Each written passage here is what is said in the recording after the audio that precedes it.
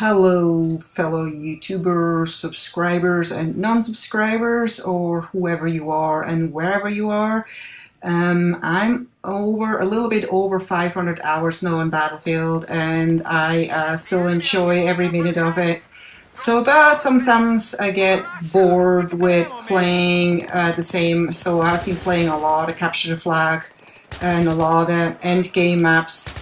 And so once in a while, I then feel like just kind of shooting it up a little bit, and that's what you can do best here in Team Deathmatch and Noshar Canals. Noshar Canals is probably the most popular Team Deathmatch map on Battlefield 3. And so I started here with the RB PK74M. As you can see, it's a great weapon because it has a huge magazine and it's very powerful, but the problem is it is very slow. So trying it in a map like this or in a match like this was a little silly, because you will always lose against faster weapons like the MP5 or here the M4A1, P90 and so forth. But I just wanted to try something new. I realized after a few minutes that if I wanted to have any success here, or better success here, I needed to go with a faster weapon. So I went back to my P90. Anyway, I ended up getting over 60 kills here, but I think that's pretty average for a medium player like me, so nothing special. But it was definitely a lot of fun, and it always is. I want to talk a little bit about the new Xbox. I'm not sure what you think about it, but it definitely got a lot of bad reviews, and people really, really were disappointed by this announcement. And a lot of people hope that, saying that maybe that was just like a joke or something, and they're revealing the real Xbox at E3. So, first of all, the name. Nobody likes the name. It's pretty silly to call the third or fourth Xbox One, and it's just not very original. It's not very cool. It's not. It doesn't even look cool. And what a lot of gamers are also disappointed is that they talked about this game does like almost everything really well but gaming, and so it's like this game console has become like a multimedia port. And that's all great, for families that have little kids and they want to play around with the Kinect stuff and all that. But us gamers, we don't have any interest. I don't want to have to talk to my box. I don't want to have to wave my hands in front of my box. By the way, my box is behind me anyway, so it's not going to be in front of me. So whether the camera will work or the waving will work.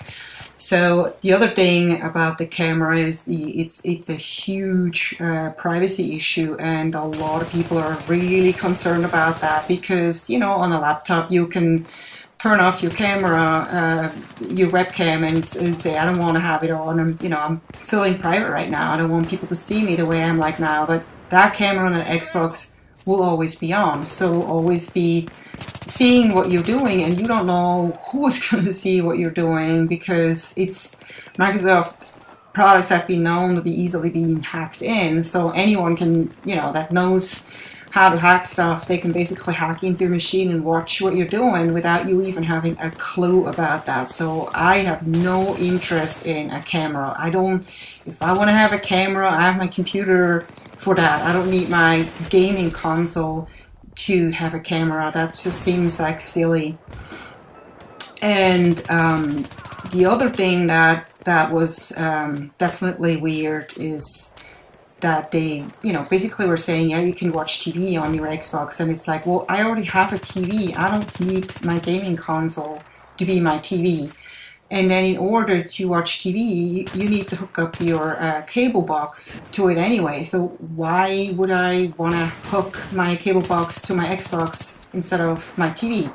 That just doesn't seem to make sense. And, for gamers like me, have already hooked up game capture devices to it and switchers, and I have my projector hooked up to it. I don't want to have to hook up one more thing to my Xbox, and it means it's just kind of like doesn't seem to be this new box doesn't seem to be geared towards gamers at all. It's a pure bad decision because they're going now for their money making, and not for just kind of making a really really good game console. And it's probably also because they want to, you know, beat the PlayStation 4. And I don't know much about the PlayStation 4, but the PlayStation 4 has been able to do things that the Xbox couldn't do. But I've always preferred the Xbox because I also like the controller much better on the Xbox. And I always thought that PlayStation 4, or the PlayStation in general, was more like a console for kids, geared more towards kids.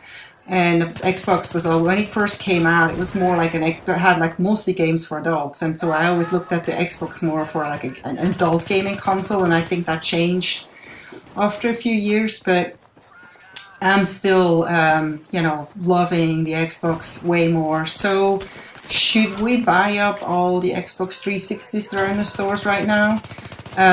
Well, we don't have to stress about that because apparently Microsoft is planning on shipping, you know, way more Xbox consoles and sell Xbox 360 consoles and selling like, I don't know, a ton of Xbox 360 consoles in the next 5 years. So hopefully that's true, and we will still be able to buy Xbox 360s for the next 5 years. So if our beloved Xbox 360s break, we can go and get a new one, and we don't have to deal with that crazy new box that doesn't even play our beloved games. So let's say I want to play Battlefield 3 or any of the current Call of Duty games. I couldn't even play them on the new Xbox console because it's apparently not backwards compatible, which is really silly. It's like, oh, do they expect us to have like 2 Xboxes, you know, the old one for the old games and the new one for the new games? And that doesn't even work because I cannot have my gamer tag on both boxes. So I don't know what they were thinking about it. It just doesn't make sense to me at all. So pretty disappointing, but I had an idea, and that would be something I would suggest if I could ever be part of any of those Microsoft meetings or I had a chance to talk to them. It's like, why don't you make a gaming console, like an actual hardcore, awesome gaming console for gamers? You give them everything gaming related. Definitely awesome if people can record their games, people that don't have game capture devices. Give them like the best quality, the highest the biggest hard drives, the best quality picture, and let them be backwards compatible and make that like this Xbox for gamers. And then you make an Xbox One, whatever you want to call it, and make that one for multimedia and for families, and where they can game on it, they can do their little kiddish games on it, no problem. But make one Xbox just for gamers. I would say that that's gonna definitely be awesome.